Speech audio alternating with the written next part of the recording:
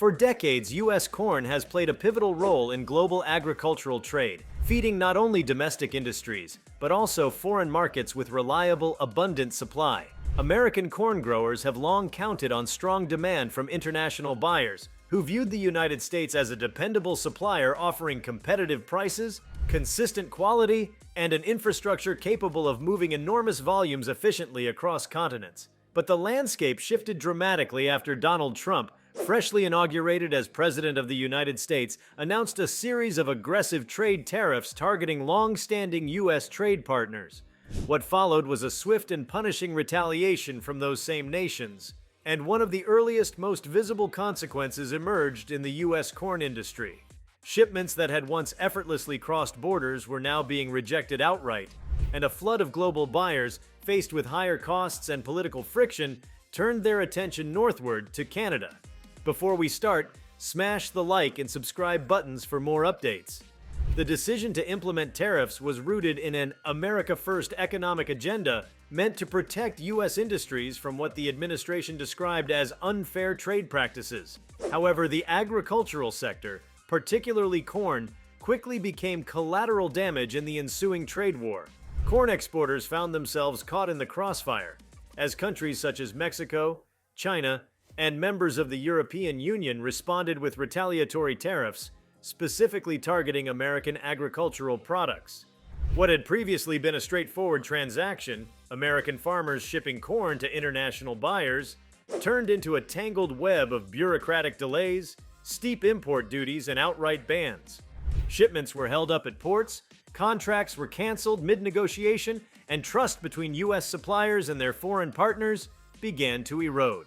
This sudden disruption left American corn producers in a precarious position. Fields continued to produce abundant harvests, but storage facilities filled up faster than they could be emptied.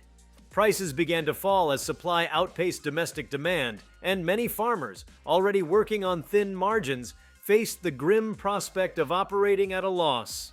The impact rippled through rural economies, affecting not just growers, but also truckers, grain elevator operators, and entire communities whose livelihoods were tethered to the health of agricultural exports. Meanwhile, international buyers, especially those in countries that had once been among the top importers of U.S. corn, sought alternatives to maintain the continuity of their own food supply chains and manufacturing operations. In their search for new partners, many turned to Canada, which had avoided direct confrontation with major trade partners and remained a stable, tariff-free option for much of the world. Canadian exporters, sensing opportunity, quickly ramped up capacity. Grain terminals began operating at peak efficiency, shipping companies reallocated routes to prioritize Canadian ports, and traders signed long-term contracts that had previously been the domain of U.S. exporters. Canada's corn industry, while smaller in scale than the U.S., found itself thrust into a position of sudden global relevance. Farmers in Ontario and Quebec, regions where corn is a staple crop, experienced a sharp increase in demand. Prices rose, investments flowed into agricultural infrastructure, and Canadian grain companies expanded their international reach. Even as they worked to meet the new demands, many in the Canadian agricultural sector were mindful of the volatility that had opened this window of opportunity in the first place. Still, they were quick to capitalize on the shift, understanding that global trade relationships, once rerouted, are not easily restored to their former paths. The broader implications for U.S. trade policy were immediate and striking. American dominance in agricultural exports had always rested not just on production capacity, but also on the strength of diplomatic and trade relationships. Tariffs imposed by the Trump administration disrupted these relationships, creating a trust deficit that could not be easily patched over with future policy adjustments. Buyers who had once prioritized U.S. corn for its reliability now saw the risk of political interference as too great. They were no longer simply looking at price and quality, they were accounting for the unpredictability of U.S. trade policy. The impact extended beyond economic calculations and entered the realm of geopolitics. Countries that had once relied heavily on U.S. corn began building alliances elsewhere. South Korea strengthened agricultural trade ties with Australia. Southeast Asian markets diversified their suppliers, forming new partnerships with South American producers like Brazil and Argentina. Even the African continent, traditionally a smaller player in global corn trade, began receiving inquiries from buyers who were eager to explore every available alternative to the turbulent U.S. market. At the same time, American agribusinesses found themselves squeezed from both ends. Exporters struggled to move product abroad under the weight of retaliatory tariffs, while importers, companies that rely on foreign agricultural products for processing and re-export, faced their own set of costs due to incoming tariffs. Food manufacturers, ethanol producers, and animal feed companies all reported increased input costs, which threatened to drive up prices for American consumers. Some industries considered relocating operations overseas, where supply chains could operate more freely, a development that ironically ran counter to the Trump administration's stated goal of bringing jobs back to American soil. The strain was not limited to large corporations. Small and mid-sized farms bore the brunt of the volatility. Without the financial resilience to absorb prolonged losses or the logistical flexibility to shift operations, many found themselves shut out of international markets entirely.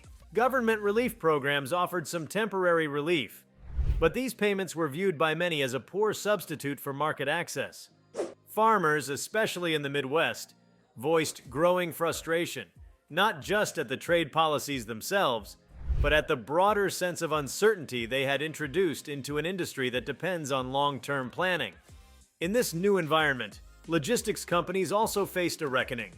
U.S. freight carriers that specialized in agricultural exports saw volumes decline sharply. Port operators, particularly along the Gulf Coast and Mississippi River corridor, where corn exports had long dominated outbound traffic, experienced reduced throughput. This created ripple effects across the transportation sector: fewer truckloads, idle rail cars, and a noticeable drop in barge activity. Infrastructure investments that had been made under the assumption of continued export growth suddenly looked like sunk costs. The shock to the corn market also exposed the vulnerabilities of overdependence on a narrow set of trade partners. For years, U.S. exporters had focused on high-volume relationships with a handful of large buyers. When those relationships were disrupted, they had few fallback options. In contrast, Canada, by maintaining a diversified portfolio of smaller-scale trade deals, found itself better insulated from similar risks. Its strategy of balancing regional trade with international outreach gave it the flexibility to adapt quickly to shifting market dynamics. For international buyers, the shift to Canadian corn was not simply about avoiding tariffs. It was about realigning supply chains in a way that promised greater long-term stability. The reliability of Canadian trade policy, coupled with its modernized infrastructure and geographic proximity to major global shipping routes, made it an attractive alternative. Multinational food and beverage companies began revising procurement strategies to prioritize Canadian origins, and financial institutions followed suit, adjusting risk assessments and investment flows accordingly. As these new patterns took hold, a quiet but undeniable transformation began to unfold in the global agricultural landscape. U.S. dominance in corn exports, once considered unassailable, was no longer guaranteed. Even if tariffs were to be lifted in the future, the trust that had been eroded could not be quickly rebuilt. Buyers now had alternatives, and the knowledge that supply chains could be rerouted quickly if needed. That knowledge gave them bargaining power they had never previously possessed. For the U.S. corn industry, the experience was a sobering reminder of the interconnectedness of modern trade. Agricultural products are not just commodities, they are also diplomatic instruments, deeply tied to the broader fabric of international relations. When trade is weaponized, even indirectly, the consequences extend far beyond tariffs and price points. They affect reputations, reshape markets, and redefine the future of entire industries. Even within the U.S., the political consequences of the corn crisis began to take shape. Farming communities, which had largely supported Trump's election on the promise of stronger domestic policies and revitalized rural economies, were now expressing growing discontent. Town halls became venues for tense exchanges between constituents and their representatives. Advocacy groups that once focused on crop insurance and farm subsidies shifted their attention to trade reform and global market access. A new generation of farm leaders emerged, more attuned to the nuances of international policy and determined to avoid similar disruptions in the future. Educational institutions and agricultural research centers also began recalibrating. Business schools and agricultural colleges added new curricula focused on global trade policy, supply chain risk management, and international negotiation. The events surrounding U.S. corn exports served as a case study in the fragility of global commerce and the importance of diplomacy in sustaining economic health. Meanwhile, Canada's ascendance in the corn trade was celebrated cautiously. Industry leaders there understood that their sudden surge in prominence was born not just of their own merit, but also of their neighbors' missteps. They moved swiftly to consolidate gains, investing in crop research, transportation upgrades, and marketing campaigns to further entrench their position in the global market.